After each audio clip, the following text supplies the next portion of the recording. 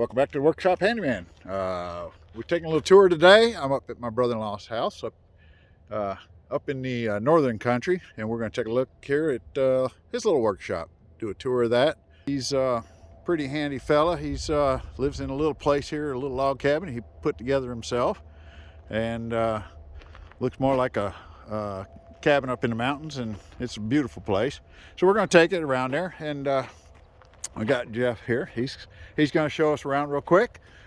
He likes to play around with a little bit of woodworking and whatnot, so he's got it set up.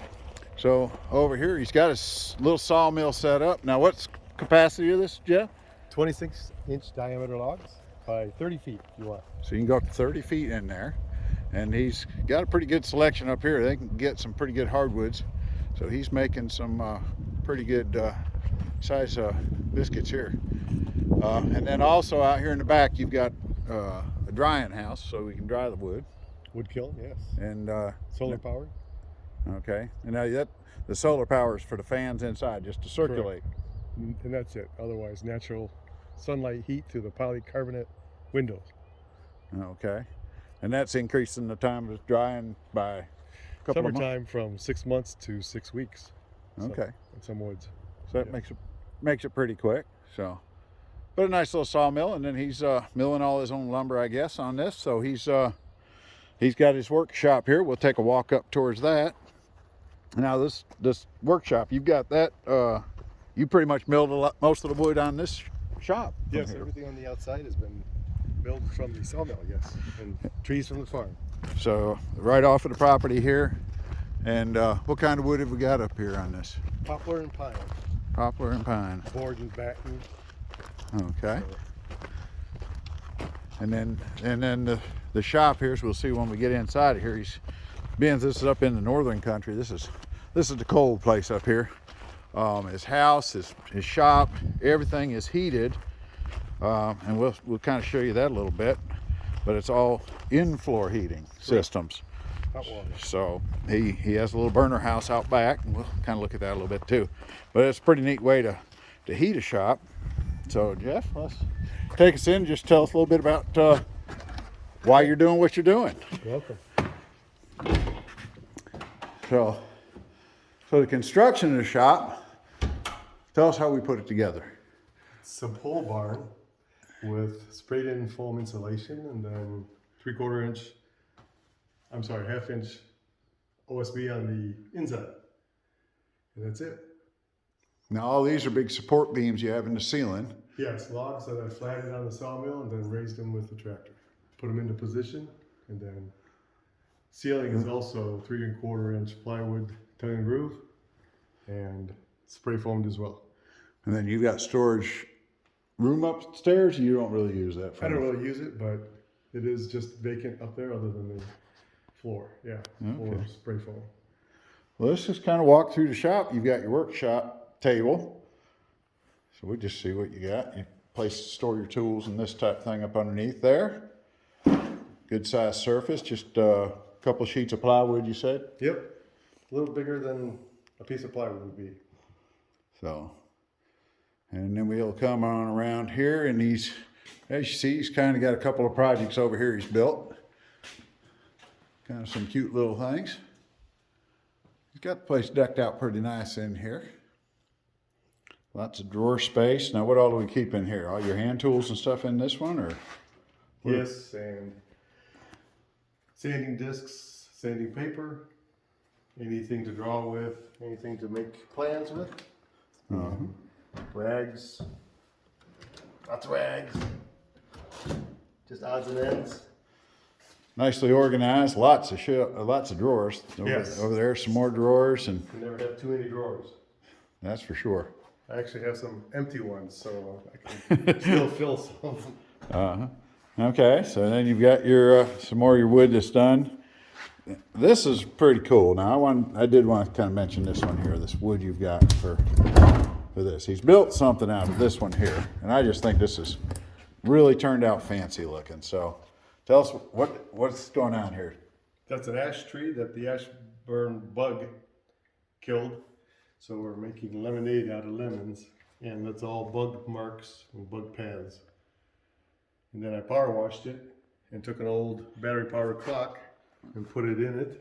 And we'll show you what the finished product is over here, because it, to me, is really a pretty cool look when you get all done with it. That is pretty neat. So Thanks. I think that's a real cool project. So that's a neat little project there. That's kind of one of those benefits I guess you get from milling all your own lumber. Yeah. You get to come up with all kinds of neat wood and make it what you want to. So Pick what size you want. and then he's got some, let's see, what do we got on the floor here? I think those are pine, 1 inch thick, 4/4, 1 inch stuff. Okay. So he's got him a little bandsaw here, a little bit rigid bandsaw. It's a nice little tool to have. And then we've been talking about dust collection. We've been discussing the one I have versus his, and he basically has the same thing I started out with. And we'll be maybe giving some ideas back and forth, getting them dust collecting a little easier than this. Lots of room for improvement. Yep, so we're gonna see if we can give a couple tips on what I found on mine.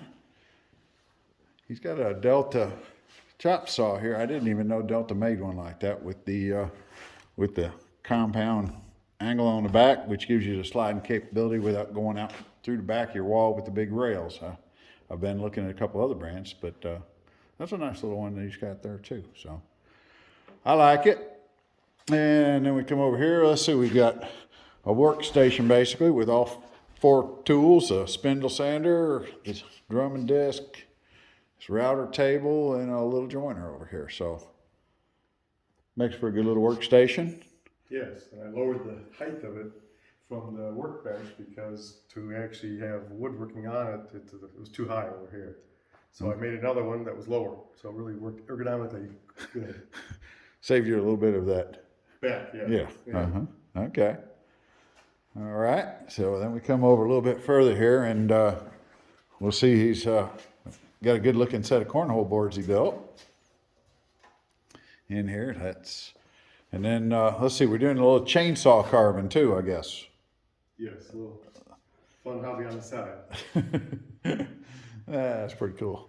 Okay. Yeah, he's got another one over here. It looks like Little bear. a little bear. Okay. And then his clamp rack. So he got a pretty good setup of clamps. He can roll this around to the work table as he needs it instead of having them all mounted to the wall. I kind of like that idea, because you always need your clamps, and you always need most of them when you're gluing something up. So that works pretty good.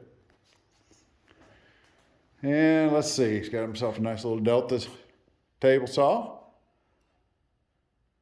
I really like it a lot. It's a nice saw. Mm-hmm. Good little saw. It's got good extension on the side over here, up to 30 inch. So that gives him a pretty good bed on that. This thing here is a project that his son's actually doing most of the work on here. He does some fabricating and welding and whatnot, and he's going to put that sink in the hole, and then over here on top of the trash can, he's got the back to it, and this is what they're calling an outdoor kitchen. Mud kitchen, yep, outdoor mud kitchen for kids.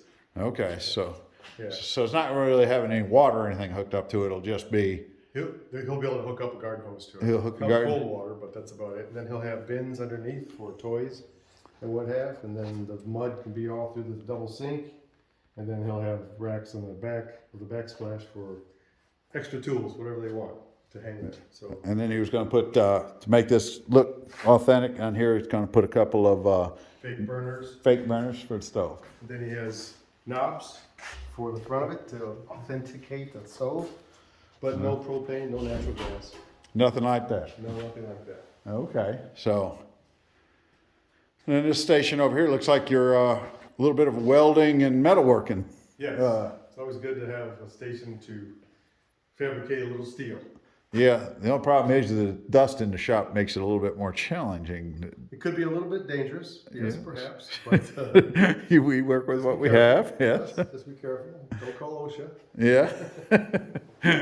Okay. So he's got it set up, and then let's see, he's got a nice little planer set up here. Well, this is 13 inch, 12. 12 inch DeWalt. Okay. That's a little older model. You've had this one for a little while, haven't you? Yes, I have. Yes. 2 years. That's what I thought. And then a cabinet full of battery operated tools. I believe I saw you pull out of there. Yes, yes. That's all your. Hand tools, yes. Electric power works pretty well. You look like a Milwaukee man. Yes, as of about 1.5 years ago. You swapped over from the wall. Yes. You just got tired of the wall. Why did you swap No, over? it's just they came up with some great ideas and tools, and they have a ton of them. Uh-huh. So my son uses them too. So he really likes them. So it's a good testament to quality. So I like them. Okay. I do like them. I did like the wall too. Right. Okay. And then, like I say, he's got in here when he built this, inside this concrete floor is just a tube. Hot water tubes. Yep. Just running back and forth in it. And then he also put electrical outlets strategically placed throughout the floor so that you don't have cords running all over the shop. So that's pretty good. He can power up his benches and all without having cords going across. I really like that. Now, how do we heat all this? Let's show you. We have an outdoor wood stove that heats water, and then the water is pumped through the floors. And this system does both the house and the shop out here. Correct. Okay. Kind of a mess. But let's see if we back up and get a little bit of a. Okay. And that's sitting in there cooking right now. Yep. Now, how long will that wood last for? Another 10 hours. I'll have to fill it up tonight, so it'll make it until the morning. But once the temperature is up to speed and there's no demand for it in the house or the shed, then the flue closes and the fire pretty much goes out. And then once there's a demand and the water temperature cools down, the flue will automatically open up. The fire will start back again and continue to heat the water back up to speed. And that Cool. Now that does your hot water in your house and all your heating system, right? Correct. Domestic, floors, everything. Okay. So, how many cords of wood do you go through in a winter time? About 12. 12. Now that's a big old house and a big old shop. So I mean, you're doing a lot of heating with that. That's not a. It's not too bad. This whole area will be full of firewood. All right. It's full of. So it's all undercover, so you don't have to dig it out of snowbanks or anything like that up here. Correct. Correct. That helps out a lot. Keep it dry and. Oh yeah. Oh yeah. Big time. Yeah. Okay. Yeah. So. That's pretty cool. I think that's a pretty neat system. So, anyways, what else you got? Anything else cool that we should look at, or is that pretty much That's pretty much it. wraps I up? made a river table. You gonna check that out? Okay. Yeah. All right. Oh, we always like to look at projects. Little storage room back here. What keeps all his paints and stuff here? But oh yeah, it's got the top of it ready to go. No legs Just- yet, obviously. Now you gonna build wooden legs? You gonna have your boy build the metal ones? Metal. Yeah. Okay, 'cause- Black, flat, powder coated. It'd be nice. Yep. So. His son's really a good welder, fabricator of different things. He's like the legs on this thing here, and he's built all kinds of. I don't know. I've seen doors on fireplaces and stairwells or stair rails, all kinds of stuff like that. So he's really real talented on that. So, but anyways, that's pretty much nice little shop set up, and he's fixing to retire and spend a lot of time out here building projects. So we'll see if we can come back here and see how he's progressing again one day. But it's a little bit of a ride from where I'm at up in this cold country of Michigan. So we're going to go ahead and say that was good. Appreciate the tour, Jeff. And we'll go ahead and post this out there. And if y'all like the little tour, please give it a thumbs up. Subscribe to the channel if you would, please. And any comments, questions, throw them my way, and I'll pass them on to Jeff, get you the answers you want. So it'll be a good time. I really appreciate it. No problem. Thanks. Huh? Bye-bye.